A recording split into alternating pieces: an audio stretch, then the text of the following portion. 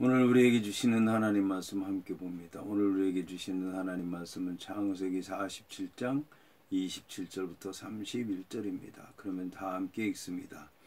이스라엘 족속이 애굽 고센 땅에 거주하며 거기서 생업을 얻어 생육하고 번성하였더라. 야곱이 애굽 땅에 17년을 거주하였으니 그의 나이가 147세라. 이스라엘이 죽을 날이 가까움에 그의 아들 요셉을 불러 그에게 이르되 이제 내게 은혜를 입었거든 청하노니 내 손을 내 허벅지 아래에 넣고 인애와 성실함으로 내게 행하여 애굽에 나를 장사하지 아니하도록 하라. 내가 조상들과 함께 눕거든 너는 나를 애굽에서 메어다가 조상의 묘지에 장사하라. 요셉이 이르되 내가 아버지의 말씀대로 행하리이다. 야곱이 또 이르되 내게 맹세하라 하며 그가 맹세하니 이스라엘이 침상머리에서 하나님께 경배하니라. 아멘. 오늘 말씀의 제목은 조상의 묘지에 장사하라입니다. 그러면 본문의 말씀을 통해 함께 은혜 나누도록 하겠습니다. 오늘 말씀은 이스라엘 족속이 애굽 고센 땅에 거주했다는 말씀으로 시작을 하고 있습니다. 이제 애굽 고센 땅에 거주하게 됐다라고 얘기를 하는데 이 야곱의 가족들은 애굽에 왔을 때에 거류하겠다고 얘기를 했습니다. 바로 왕 앞에서 거류하겠다. 그리고 이제 야곱이라고 하는 사람도 나는 나그네의 삶을 살았습니다.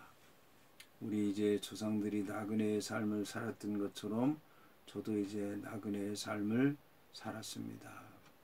그리고 야곱이라고 하는 사람이 오늘 이제 맹세하는 것을 보면 나를 애굽에 장사하지 말고 조상들의 묘에 장사하라고 이제 맹세하는 것을 볼 수가 있습니다. 그런데 오늘 성경에서는 이스라엘 족속이 애굽 고센 땅에 거주했다라고 얘기를 하고 있습니다. 이제 말뚝을 받고 자리를 잡고 이제 거주하게 된 것입니다. 이래서 4대 400년 동안 애굽 땅에서 살게 되는데 거기서 이제 생업을 얻게 되었습니다. 이제 목자의 삶은 여기저기 떠도는 삶인데 목자의 삶인데도 불구하고 한 군데서 고센 땅에서 생업을 얻어서 거기서 살 수 있게 되었고 생육하고 번성했다는 것입니다. 생육은 이제 자식들을 많이 낳는 거죠. 가축의 경우는 새끼를 많이 치는 거고, 그 다음에 열매 맺는 나무 같은 경우는 열매를 많이 맺는 거고, 곡식의 경우는 소출을 많이 내는 것이고, 여하튼 그렇게 해서 그들이 이제 생육하고 번성했다는 것입니다. 야곱은 애굽 땅에서 17년을 거주하고 그의 나이가 이제 147세가 됐는데 이스라엘이 죽을 날이 가까우니까 그의 아들 요셉을 불러서 얘기했다는 것입니다. 이제 이스라엘이 죽는다는 얘기가 좀 이상한 얘기긴 하지만 이스라엘이 죽을 때가 됐다는 그런 얘기는 믿음으로 살다가 죽었다는 그런 얘기입니다.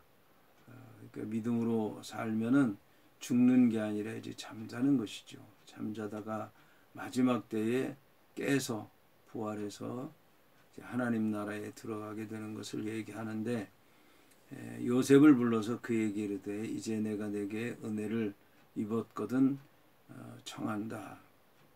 아버지가 이제 아들에게 은혜를 입었다라고 얘기를 합니다.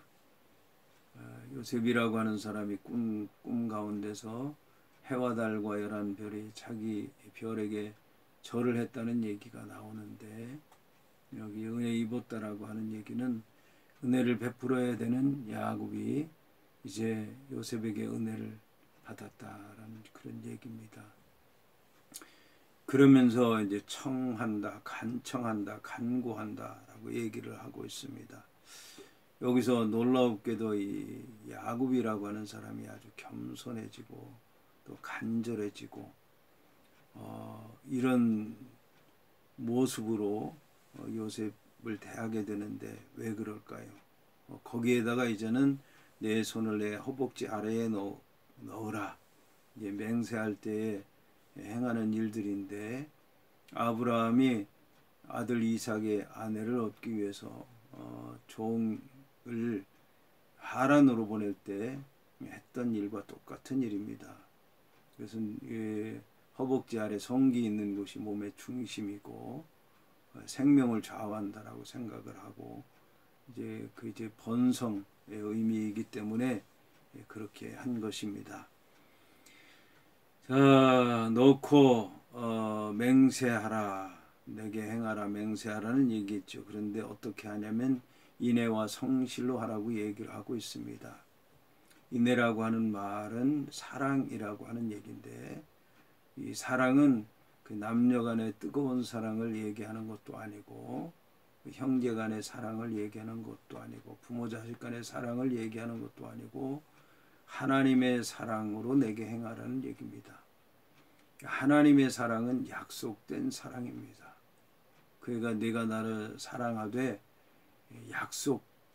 약속을 통해서 나를 사랑하라. 이제 맹세하겠다는 얘기인 것입니다. 그리고 성실함이라고 하는 얘기가 나오는데, 성실은 이제 말씀을 얘기하는 것입니다. 말씀 안에서야 진실할 수 있는 거고 참된 것이고 성실한데, 이제 말씀 안에서 행하라고 하는 얘기입니다.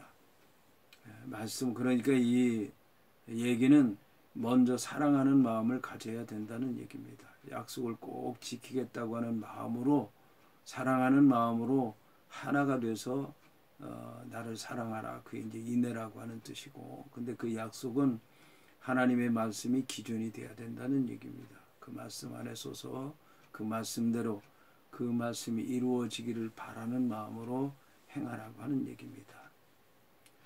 그것은 내가 애굽 땅에 비록 있기는 하지만 애굽 땅에 나를 장사하지 말라는 것입니다.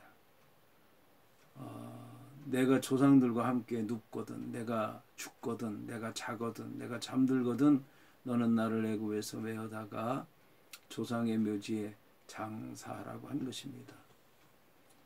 왜 이렇게 야곱이라고 하는 사람이 내가 너한테 은혜를 입었다, 간청한다, 내 손을 내 허벅지 아래에 놓고 인애와 성실로 얘기하라, 왜 이렇게 부탁을 하냐면, 애굽 땅에 있는 야곱을 가나안 땅에 장사한다는 것이 쉬운 일이 아니기 때문에 그렇습니다. 이것은 야곱의 다른 아들들이 할 수가 없는 것입니다. 그렇다고 애굽의 관리들이 할 수도 없는 것입니다. 이 일을 요셉만이 할 수 있는데, 요셉은 애굽의 총리입니다. 애굽 사람입니다. 아무리 애굽 왕의 사랑을 많이 받았다 할지라도 요셉이라고 하는 사람도 이거 하기 힘든 일입니다. 그래서 나중에 요셉이라고 하는 사람이 가나안 땅에 갈 때 애굽의 많은 군대를 동원해서 요셉과 함께 가도록 하게 된 것이, 요셉이라고 하는 사람이 돌아가서 안 오면 어떡하나, 또 이 해야 되는 일이 많은데 그 일에 차질이 있으면 어떡하나, 요셉이라고 하는 사람이 사랑을 받은 것만큼 그가 떠난다고 하는 것이, 잠시라도 떠난다고 하는 것이 그만큼 바로 왕에게 큰 부담이 되었기 때문에 그런 일을 행한 것입니다. 이런 일들을 야곱이라고 하는 사람이 147살이 됐기 때문에 인생을 많이 살아서, 나그네 삶을 살아서 여기저기 많이 다니다 보니까 이런 일들을 너무 많이 봤기 때문에, 그래서 이렇게 간절하게 요청을 하게 된 것입니다. 이때 요셉이라고 하는 사람은 내가 아버지의 말씀대로 행하겠습니다, 간단하게 얘기를 합니다. 당신은 나의 아버지고 나는 당신의 아들입니다. 아버지가 아들에게 하는 얘기를 아들로서 꼭 지키겠습니다. 간단하게 얘기를 합니다. 그런데 야곱이라고 하는 사람이 또 얘기를 합니다. 내게 맹세하라 하며 그가 맹세했다는 것입니다. 그런데 히브리어에서 이제 맹세한다고 하는 말은 7번 얘기한다는 뜻이 있습니다. 이제 약속의 말씀 같은 경우에 7번 반복해서 얘기하는 것, 이게 바로 맹세라고 하는 것입니다. 그래서 맹세의 우물 브엘세바의 경우에는 맹세 우물이라고 얘기를 하기도 하고 일곱 우물이라고 얘기를 하기도 합니다. 오늘 이제 성경을 보게 되면 야곱이라고 하는 사람이 맹세하고 거듭 맹세하는 것을 볼 수가 있습니다. 그리고 난 다음에 침상머리에서 하나님께 경배했다는 것입니다. 이것은 이 모든 일이 여호와 하나님께서 함께 하셔야만 가능하다라고 하는 것을 야곱이라고 하는 사람은 잘 알았기 때문에 여호와 하나님께 경배했던 것입니다. 아들과 아버지의 이 대화이긴 하지만 믿음의 대화이고 어려운 여건에서 하는 대화이기 때문에 여호와 하나님께 경배하고 몇 번씩이나 맹세하고 또 겸손한 모습으로 간청하면서 손을 허벅지에 넣으라고 하면서 인애와 성실로 행해달라고 하는 이런 간절한 부탁을 야곱이라고 하는 사람이 하는 것을 볼 수가 있습니다. 믿음의 사람은 이처럼 이제 믿음을 소중히 여겨야 되고 그 소중히 여기는 마음으로 믿음을 지키려고 할 때는 겸손해져야 되는 거고 그리고 간절해야 된다고 하는 것을 오늘 말씀을 통해서 알게 되었습니다.